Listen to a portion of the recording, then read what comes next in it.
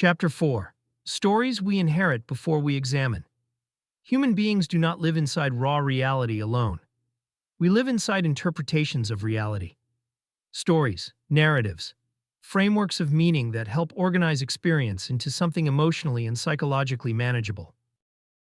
Before most people consciously develop a philosophy of life, they have already inherited countless assumptions about what life means, what matters, what success looks like, what is admirable, what is shameful, who belongs, who threatens, what love is, what freedom means, what kind of future is desirable, what role suffering plays, and what sort of person they ought to become. These stories arrive so early and so continuously that they often disappear into the background of consciousness itself. People rarely wake up one day and consciously choose an entire worldview from scratch. They inherit one gradually. Family narratives, religious narratives, national narratives, cultural narratives, class narratives, political narratives, civilizational narratives. Even personal identity is often assembled narratively. I am this kind of person. My family is this kind of family. People like us believe these things. The world works this way. Stories help reduce complexity. Reality is overwhelming without organizing structures. Human beings need frameworks that simplify the chaos enough to make action possible. Narratives provide orientation. They tell people what to value, what to fear, what to strive toward, and how to interpret events emotionally. A society without shared stories would struggle to remain coherent. But stories also shape perception in ways that often go unnoticed. Once a narrative becomes emotionally embedded, human beings begin filtering reality through it. Information that reinforces the story feels meaningful and memorable. Information that threatens it often feels irritating, suspicious, or emotionally uncomfortable.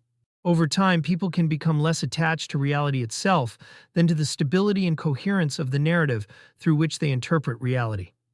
This is one reason ideological conflict often feels impossible to resolve through facts alone. Facts rarely enter an empty mind. They enter existing narrative structures. And narratives do not merely organize information. They organize identity, emotion, belonging, and meaning. A person raised inside a story of scarcity may experience the world differently from someone raised inside a story of abundance. A person raised inside narratives of historical grievance may interpret events differently from someone raised inside narratives of national pride. Entire societies can orient around stories of victimhood, destiny, decline, progress, sacrifice, freedom, purity, oppression, redemption, or threat. These narratives influence not only what people think, but what they notice. Human attention itself becomes shaped by story. And because narratives are emotionally powerful, they often persist even when reality becomes more complicated than the original story can comfortably explain. Human beings are remarkably capable of preserving narratives through selective attention, reinterpretation, rationalization, or emotional filtering. This tendency exists across political, religious, cultural, and personal domains alike.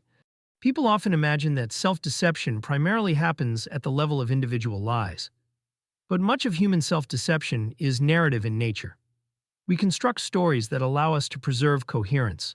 Stories about why we succeeded, why we failed, why our tribe is virtuous, why others are dangerous, why our suffering is justified, why our desires are noble, why our fears are reasonable, why our worldview is simply reality. The mind prefers coherent stories because coherence creates psychological stability. But coherence and truth are not always identical. This does not mean narratives are bad. Human beings cannot function without them. Meaning itself depends partly on narrative organization. Love, identity, morality, purpose, history, and even memory rely heavily on the stories through which we interpret experience. The goal is not to eliminate narrative, but to become more conscious of the narratives operating within us.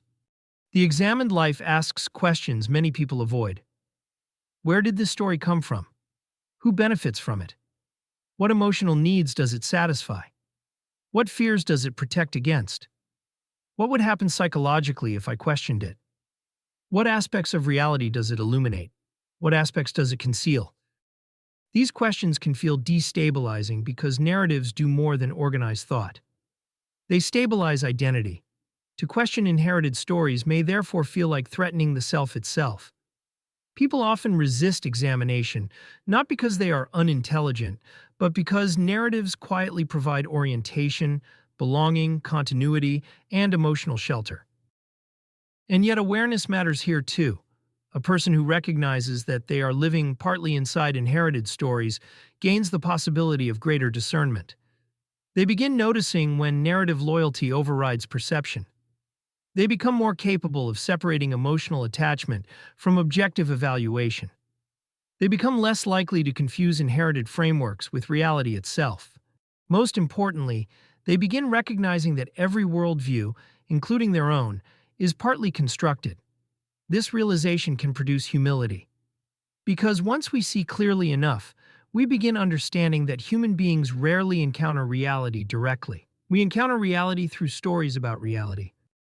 And the work of the examined life involves learning to notice the stories we woke up inside before unconsciously spending an entire lifetime acting them out.